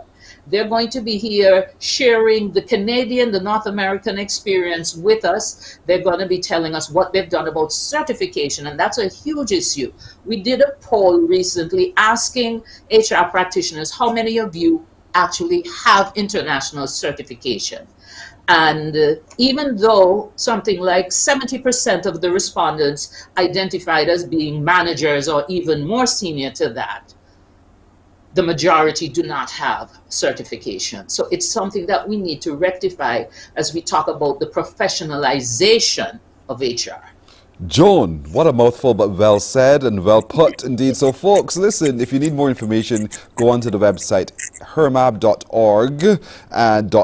and you can get to see how you can register. Look at the pillars right there. The Strategic Business Partner Bootcamp is on, and we want to encourage you to sign up today, to register today. There's a lot you will benefit from. And of course, for those of you who are attending, you have a grand prize of a BIMAP scholarship. So every good reason now for you to be a part of it, definitely. We got to leave it there, Joe. But thank you so much as always for joining us this morning as we talked HR with Hermab. Indeed, I wish you the very best. Thanks, Joan. Okay, one thing before I go, thank you so much to CBC, and the deadline for registration is going to be the Monday before bootcamp. I think it's the 13th, but the deadline is 9:30 a.m. on Monday the 13th. So do not be... Well said. Well said. Do not be left napping. Do not be caught off guard. Monday is the deadline. Not this coming Monday, the Monday we're after. So sign up for the HR bootcamp. We're taking a break right here. We're coming back with more in just a moment. Morning, morning, morning. Good morning. Good morning to you. While you go about your business, we go about our business, and that is gathering the news. Stay up to date at CBC News Barbados on Facebook, Instagram, and Twitter. Get news update on radio throughout the day. And join us for the CBC News Night at 7 every night. CBC News team is on the job and bringing you the news. There is a saying, you can find a Bajan anywhere. Are you a Bajan living abroad? Or do you know of one who has migrated to another country? Well, we at Mornin Barbados would love to have you or them on our Bajan Affairs. Morning, morning, morning. Good morning. Good morning to you. 25 minutes after 7 o'clock, ladies and gentlemen, introducing the arrival of Dr. John Barker, consultant obstetrician gynecologist. Dr. Barker, good morning. Hi, good morning. Had to big you up that way, my brother. Good to see you as always. Now today we're taking a look at taking a look at endometriosis, what it is, what causes it, and what do we do to treat it. Let's start with the definition. Okay, endometriosis is a pretty common condition. Usually occurs within 1 to 2 out of every 10 women. It's a very debilitating condition, both physically, mentally, and financially. And essentially, what it is rare cells which are like the inside of the womb. They are found on the outside. So every month you will get these minute bleeds. When you're getting your period inside your tummy, and as a result you get a lot of inflammation and scarring, and this usually is what causes the pain. It is one of the major causes of chronic pelvic pain, which is lower abdominal pain occurring for more than 6 months in the year, and on average it takes about 5 to 7 years to be diagnosed. Time though. Do you think? I said so. That's a long time. It takes about 5 to 7 years. Yes. Usually on average it takes 5 to 7 years. And the reason for this is sometimes it would occur in adolescence, and the adolescents will have painful periods, and they usually dismiss in relation to the severity of the pain. And sometimes, even if you seek medical help, the actual diagnosis may be actually thought about, but in terms of actually definitively treating it, it isn't effectively treated. So that's where you get the actual time span of between 5 to 7 years. Now we're sharing on the screen now some of the history, some of the things that present why she turns up for your assessment as well. Painful menses, painful sets, that big word when urinating. You don't be the words. Right. So essentially that is bleeding when you're passing water, or sometimes you get bleeding in the stool as well if there is bowel involvement. Essentially it's mainly in the pelvis, but it can occur anywhere. Sometimes you can have very severe disease with no symptoms at all. So the most common symptoms with painful menses are chronic pain throughout the month, which usually gets worse with your menses. So how do you go into to confirm your suspicion that it could be endometriosis? What do you do? Right. So essentially a clinical exam, a history clinical exam. Sometimes the clinical exam may be normal. Sometimes when you do an internal examination, the space which is behind the cervix on the digital examination is quite tender, and that usually indicates involvement of the support to the womb itself, called the uterosacral ligaments. We can do an ultrasound in office. The ultrasound in office can point towards if you have endometriosis in the ovaries, which is called an endometrioma. So it is essentially a cyst, and we call the cyst a chocolate cyst. Sometimes the ultrasound might be completely normal, but this doesn't rule out the actual disease process. And sometimes you can even do an MRI, which can show very bad disease, but sometimes the MRI might be normal. But however, even though it's normal, it doesn't mean that you don't actually have the disorder. The previous picture that you had showed endometrioma, and essentially what happens is that it decreases the ovarian reserve, or the potential in the actual cyst of the actual ovary, And in this picture, the one on the left with the grayish light picture, the actual line across there is the measurement of the endometrioma. And this is the keyhole or the laparoscopic view of it on the right-hand side, which would be in the about 5 o'clock position. And the bigger blow-up picture shows the uterus, where the instrument is actually touching the uterus, but the space between the rectum and the actual uterus is actually obliterated. So essentially this patient had bilateral ovarian endometriomas, which were laparoscopically excised. But it's not painful, right? It's very painful. No, it is a very painful disorder. Most patients, at least 85%, might need some sort of psychological input. Most of them are on chronic pain medication for a very long duration of time prior to surgery. So what are the treatment options available? Right. Usually, if you suspect it, in terms of guidelines, usually you give a 6 months course of hormones, which could be either be the pill. Sometimes we can give you injections to down-regulate you, essentially make you menopausal, to actually kind of treat the actual disease itself. This doesn't get rid of the disease, and that is the important thing to know. It actually just controls the actual symptoms itself. Sometimes you can use pain medication to treat the symptomatic patients in relation to pain. In relation to if they are not settling after a 6 month period, then usually keyhole surgery is the way to go. It is very imperative that keyhole surgery is done because it's associated with better outcomes in relation to pain, in relation to recovery, etc. Versus doing an open laparotomy. And in relation to the complexity of the disease, because you can get very mild disease, which we would actually cut out or excise the actual abnormal tissue, which grows back. Sometimes you might get disease involving the bowel, so you might need your surgical colleagues with laparoscopic experience to actually achieve a best outcome for these patients, because it's very hard to have a lady at 35 and she has complex disease, and it's very hard to say, well, you can't do anything for her because she still has another 35, 40 years to live. So you actually have to make sure that you plan these surgeries so at least they have some better quality of life.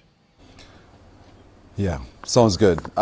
So ladies, if you're experiencing any of the options, the symptoms that we talked about earlier on, the sooner you get to your OBGYN to get some analysis of it, the better for you. The outcomes are positive because we do have treatment options here on Barbados to bring relief over time, and certainly you can have a better quality of life, as Dr. John just shared with you as well. Dr. John, we got to leave it there, but thank you, as always, for coming through and clarifying a lot of stuff for us, as well as related to medical histories as well. Thank you, my brother. All the best. All right, have a good day. Likewise. Dr. John Barker, today we took a look at endometriosis. Now you know how they diagnose it. Now you know some of the treatment options, and now you know that the outcome is positive for any one of you who might be struggling with endometriosis at the moment. Take the chance. Go and do it. We're taking a break here. We're coming back in just a moment. Morning, morning, morning. Good morning. Good morning to you. Enjoy movies, soaps, drama, comedy, inspiration, education, music, and more. You get it all when you get MCTV, because MCTV gives you more. Some ask, what makes Barbados so special? We at Mornin Barbados say it's you, our exceptional youth. You are talented, resilient, and inspirational. You are the epitome of the Barbadian spirit, testing the boundaries of your creativity. If you are an entrepreneur, artist, baker, designer, author, or have done anything you think should be highlighted, email us at morninbarbados@cbc.bb. Morning, morning, morning. Good morning. Good morning to you. 26 minutes now to go to the hour of 8 o'clock. We turn our attention to what seems to be the big topic in the Caribbean at the moment, cyber security, and the many agencies, departments of government islands that are impacted by the threats to cybersecurity today. And joining us as we take a look at this is Neil Hines, who is the digital forensic consultant and an examiner, and Edward Millington, managing director and principal security consultant with CARISEC Global. Gentlemen, good morning to you. Good morning, Pearson. Neil, I want to start with you. What's going on? Why are we so open to these threats nowadays? What's happening? The basic reason is that we are not taking the education from the cyber experts. We are not taking the education from the other aspects in relation to cybersecurity from a wide and broad range. So we are having that issue not only in Barbados, but as you said, throughout the entire Caribbean region. We have many experts who have been trying their utmost best to give best advice, not only to businesses, but to governments, but it's kind of falling on deaf ears simply because there's no tangible outcome in it up front. So basically, in the Caribbean, we've been behind the ball. We've not been ahead of it. That is absolutely correct. Although many cyber experts like myself, like Edward, Neil Harper, which you're probably seeing most of, Stephen Williams from a company there in Barbados, we have been trying our utmost best to advise and put the businesses on alert, even long before the Data Protection Act came into enact. We have been trying our utmost best to try to educate, but it's falling on deaf ears mainly because nobody is seeing it as a tangible item. They don't see the outcome for investing in cybersecurity. Edward, more and more of our services, more and more of our lives are conducted into the digital space, and that obviously exposes us to opportunistic threats from unscrupulous people from all over the world, sometimes in your own backyard. Talk to me a little bit about what we now should be doing so that we mitigate against those kinds of risks. Good morning, Pearson. I think a lot of work has to be done in the education of many businesses, many entities, especially come to government, businesses, and so forth, to be able to expand upon the knowledge of why cybersecurity is very important to the operation of the business.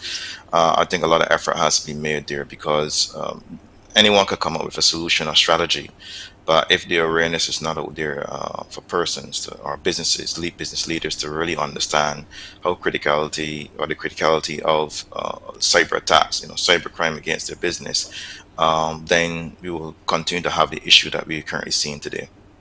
What I'm hearing you to say, pardon me if I'm getting it wrong, is it's more than simply having an IT department now. There has to be some kind of specialized skill sets in organizations that also look at this whole question of cybersecurity. Am I hearing you correctly? That is very correct. I'm certain that you don't go to a brain surgeon for kidney surgery, or you go to a plumber for a doctor. And this is the same thing. The disciplines are very different, and you continue to have conversations with IT managers and so forth, and even business leaders to say, we think it's very unfair that IT managers or the IT department is responsible for cybersecurity. In our domains, we have something called governance, people, process, and technology. And as you can hear, cybersecurity deals with all four aspects. Well, IT only works within the technology area. So you can see that technology is a very small portion of the cybersecurity realm. Excuse me.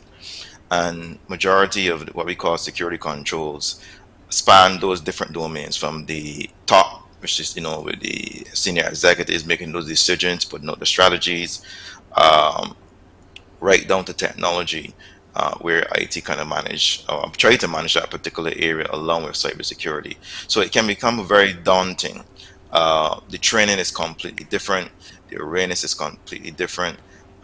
So it's really overextending the IT department. So therefore, we have to advocate that it's time now for businesses to start having, chief information security officers, or at least highly trained personnel or consultants, security consultants, highly competent security consultants into the business. And that is where we continue to see a lot of efforts are being made, but it's slow in terms of awareness. Neil, what's the cost of not doing that, not taking those steps and having those things in place?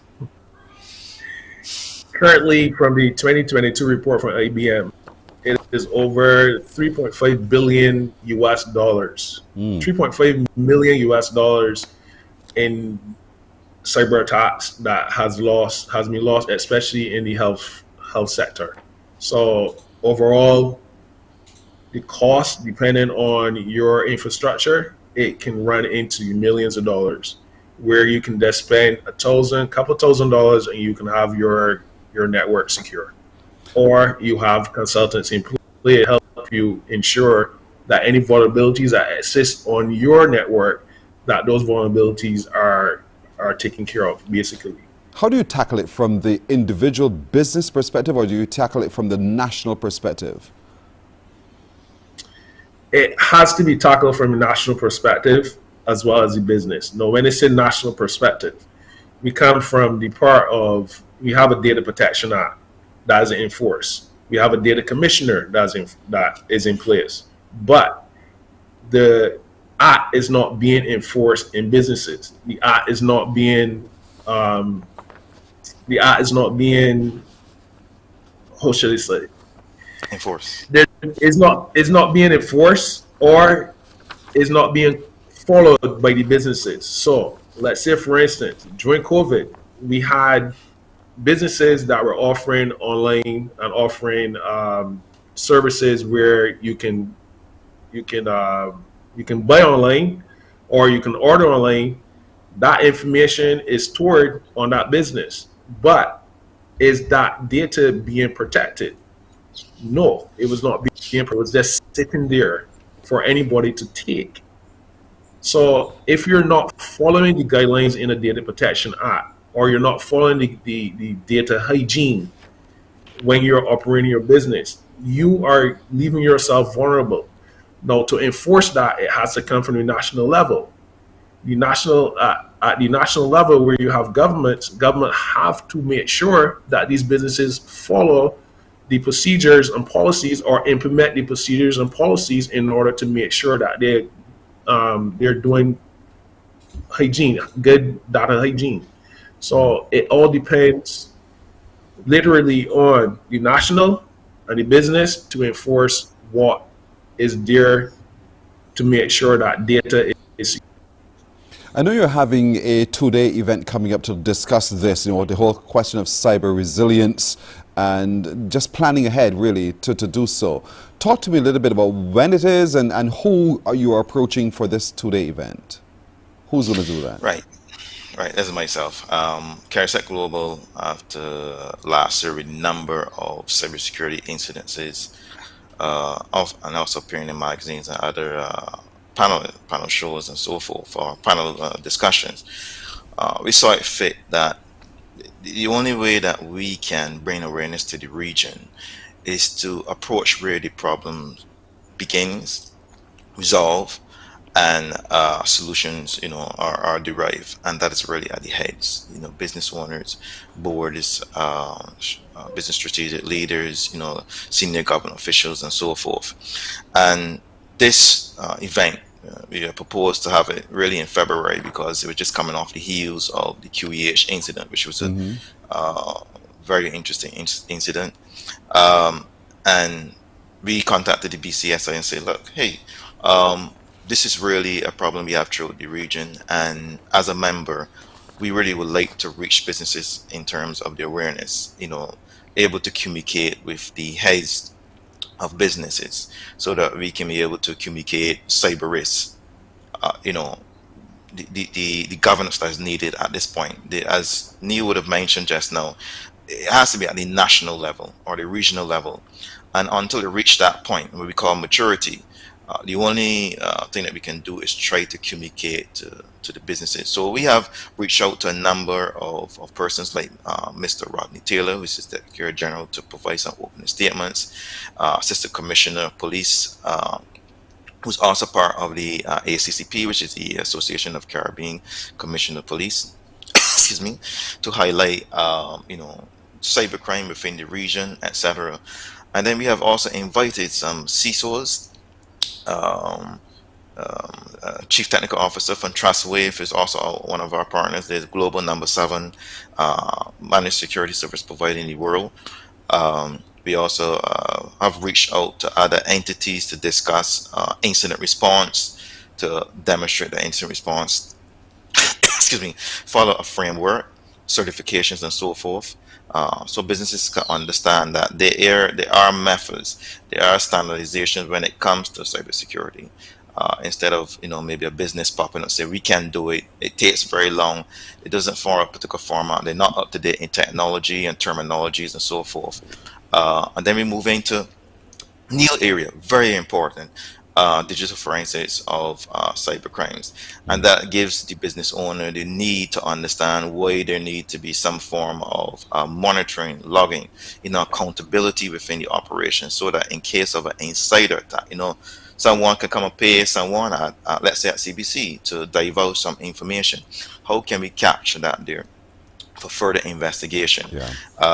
Then we move into the second day, where we are talking about the regional cyber climate. We're going to have Stephen Williams on. He's going to be consulting on behalf of the BCSI. We have Mr. Philip Lewis, Consular of the for the Barbados Chamber of Commerce, to talk about the regional cyber climate. I think that we have not done justice there, but we're trying to keep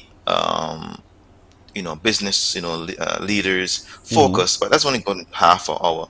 But I think from the preliminary discussions that we have been having, it could run a bit longer. More than an hour. Well, I'm going to fast track you for just a minute, because we're running short on time. But you're also going to be looking at the economics of cybercrime, building effective cybersecurity programs, and data risk management. All of these are critical aspects. Who do you want to register, and when does registration close? Registration goes right up to the day of the presentation. And then it's also going to be recorded. So we want senior government officials, ministers, PSs, business owners, board members, business leaders, etc., to really attend. This is really at the strategic level. While their IT and security directors can also join, those that sits at the top, that really makes the difference. Where all of us come to and say, well, we need to implement this program. We need to have strategies going forward. Those are the persons that we are directing this event to. All right, great. It's a cybersecurity event, folks. It's happening on the 7th and 8th of March. That face you just saw was Edward Millington, who is the managing director of CARISEC. With him is Neil Hines, the digital forensic consultant and examiner. Register today, and registration can be done online. There we go. We talk about online and cybersecurity. But on what website? Where do we go to register? Well, you can go to CARISEC.global, CARISEC, as like Caribbean Security, CARISEC.global, into News Blog, and you're going to have it there. All right. The BCSI is doing a fantastic job in sending out to all businesses and so forth. Fantastic. Thank you, gentlemen. Wish you well with the activity. Thank you so much. Take care. Thank you very much. Thank you very much. Morning Barbados takes a break here. We're coming back in just a moment. Morning, morning, morning. Good morning. Good morning to you. While you go about your business, we go about our business, and that is gathering the news. Stay up to date at CBC News Barbados on Facebook, Instagram, and Twitter. Get news update on radio throughout the day. And join us for the CBC News Night at 7 every night. Morning, morning, morning. Good morning. Good morning to you. I love it. I love it when live TV happens the way it happens indeed. It's 12 minutes now to go to the hour of 8 o'clock. That's because we're transitioning to talk about the Kiwanis Club of Barbados. They're having a poetry slam, and why and who is going to be involved, all of those kinds of things. We're going to get the details right now. Joining me to look at this is Cynthia Blackman, our good friend, the distinguished Lieutenant Governor with Excellence, dare I say, of the Kiwanis Club of Barbados, and Marcia Giddens, who's nearer to me. She's the chairman of the Public Relations Committee. Good morning, ladies. Good morning. Cynthia, I'll start with you. Give me a bit of the history up to this, and why is it so important for the Kiwanis Clubs of Barbados to do this? Well, thank you so much, Pearson. This program is actually going to be sponsored by the Kiwanis Club of Barbados Benevolence. And Barbados Benevolence is one of 11 clubs in Barbados. And it was the club that I had the honor of forming back in 2020 when I was the Lieutenant Governor. And the Poetry Slam really is Marcia's idea. She is the chairman of our Public Relations Committee, and she and her committee conceptualized this 2 years ago because we felt that there was a need to encourage not only the young students but adults to tap into their creativity and to be able to express themselves, find different ways to express themselves. And so after some brainstorming and some focus groups, we decided that this was the type of event that we needed. And last year we had such great success. I mean, we were so pleased with the entrance that we had, that we thought we needed to bring it back again this year and give others an opportunity. Marsha, that must have made you feel really good too, to know that it was such a resounding success. Of course. I was very excited by the response, and I'm hoping that this year even be better. So talk to me a little bit about what happened last year. So for those who are watching who don't know what happened last year, we'll get to know what happened last year. Okay, well, there are 4 themes for these. Well, last year's theme was kindness, giving, benevolence, and love. This year we took out kindness and replaced that with each one, reach one. So it'll be 4 themes again: love, benevolence, giving, and each love. one, reach one. Yes, each one. And persons basically write a poem on either the themes, and they submit it to our Gmail account, but all the information can be found on our website, which is Kiwanis Club Barbados Benevolence, which is our Instagram and our Facebook page. And what we do on World Poetry Day, which is March 21st, we showcase their work, and then we have a judging panel that chooses the best, and from there you get good prizes. So we're watching now. We're watching you, we're hearing the criteria, we now know the topics on which we can write. What do you want me to do? Do you want me to write and email it to you or something? Yes, you can write. You can email it to kcbbenevolence@gmail.com. You have to do that by March 19th, however, and by 11 p.m. So there's a time cutoff time. So we can tackle any of those themes? Yes. Or we can tackle all of those themes. It'd be even more creative, expertly creative, and see how we can weave all of those themes into one poem. And is it limited to age categories as well? Yes, you have to be 7 years or older to enter, and you have to be based in Barbados. 7 years or older, based in Barbados. That doesn't mean you have to be a Barbadian. No. It just means based in Barbados to enter this. And I mean, Cynthia, this must feel so good to know that you have an activity that has created such a response in the wider public that makes the work of the Kiwanis far more, meaningful. Exactly. And Pearson, when we think about the impact that this poetry slam can have, because we're allowing you to express yourself, and by expressing yourself, you also have the opportunity to impact others, because you may be going through something and you may write your poem about that. And then when we post it on our social media channels, then there's an opportunity for that to impact others, So it may be, you may be very happy and you may write something that makes you happy, and it may make others happy, right? So we're very pleased about this initiative, and also the fact that we're encouraging young students to do this. So, in Kiwanis, we have what we call our service leadership programs, which would be in the key clubs, the builders clubs, Circle K, and the KKs. And we want to encourage them to participate as well, because it is an opportunity to tap into that creativity, to develop your language skills. And that's really what we want. And I'm extremely proud of this club, because as a club that's only 2 years old, and to be impacting our community like that, to me, is very significant. Club Benevolence here. Club Benevolence, don't forget. And this is their activity they're having indeed. Now, you said the deadline is the 19th of March. At 11 p.m. Almost midnight. An hour before midnight. And so we can write on any of the themes. It's open to most age categories, but the minimum age is 7. And all the rules are right there on your screen, by the way, folks, how you can enter as well. The email address is critical, because you need to get those emails in by 11 p.m. on the 19th. That email address is KCB Benevolence, and in case you can't spell it, it's right there on your screen. KCB at gmail.com. See, it's one of those words that gets you all the time. KCB Benevolence at gmail.com. Gotta work on that pronunciation. But in doing so, you get to win something. Yes, exciting prizes. There will be a trophy, and then we're partnering with other organizations, so there will be lots of exciting prizes. So it will be worth your while to participate. And also it gets to go into our newsletter, and by doing that, Kiwanis is a worldwide organization, so we share our newsletters across the Eastern Caribbean, within Canada, within the US, so you are going to get exposure. And Pearson, every year we're looking to see how how to make this bigger and better, and we're already starting to look at how we're going to improve upon this for next year. So again, exciting things happening. This is an event that you want to participate in. You have to participate in the Poetry Slam. Marsha's giggling because Marsha's feeling the excitement already, right, Marsha? You have to. But you know when you hear of a Poetry Slam, you hear it's like, oh, you have a poem? Drop yours. I'm going to drop mine too. Are we going to hopefully move to that stage where you can now verbalize what we've written?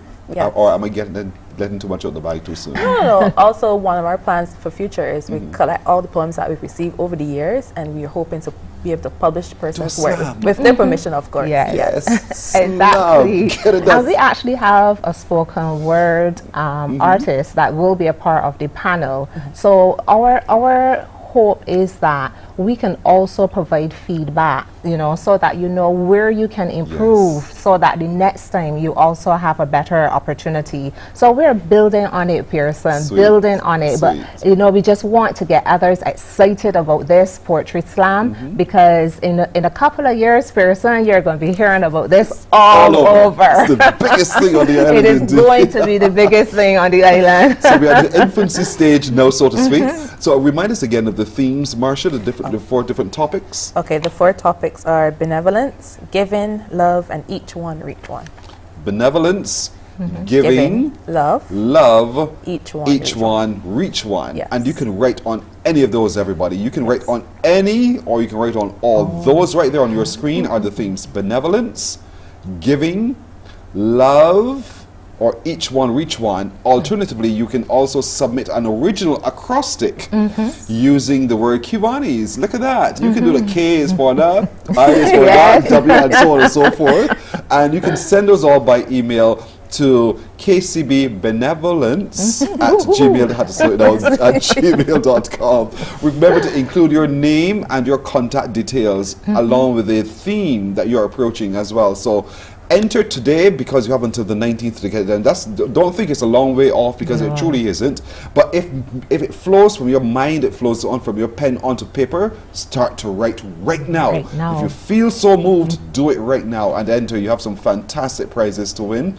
Allow the little ones, 7 years is the minimum age, and they too have thoughts. It doesn't have to be a big long poem, it could just be 2 verses. And if that's sufficient for them and it's complete and you are satisfied yourself as a parent, submit it on their behalf as well. Oh, by the way, because they're young, would you require some kind of parental association, or permission, anything so? So at the end, before we post them, and we will, especially for the students, we want them to put their age on it, just so that we know, and we will be reaching out to get the permission from their parents so that we can post it online, etc. So yes, definitely. Be sure to include your age. Yes. And there's no maximum age, right? No. Oh, good. So me at 38. Adults can enter too, and we're excited about that as well, you know, to see the perspectives from the 7-year-olds up to the 60s, the 70s, the 80s. Anyone can participate once you're 7 years old. I want a 7-year-old to be the best. So let's show the older ones, the younger ones, that you can do it too. Thank you so much, Cynthia Blackman. I'm going to get the title right. Distinguished Lieutenant Governor with Excellence, the Kiwanis Club of Barbados Benevolence. And with her is Marcia Gittins, who's the chairman of the Public Relations Committee, the Kiwanis Club of Barbados Benevolence. And folks, get cracking, get writing, and good luck to each of you. Thank you so much for joining us. Thank you, Pearson. You're welcome. You're welcome. We're taking a break here. We're coming back to wrap it up in just a moment. Morning, morning, morning. Good morning. Good morning to you. There is a saying, you can find a Bajan anywhere. Are you a Bajan living abroad? Or do you know of one who has migrated to another country? Well, we at Mornin Barbados would love to have you or them on our Bajan Afar segment. Share your amazing stories, experiences, and how you have adapted to a new culture. Send us an email to morninbarbados@cbc.bb, and together we will travel the world.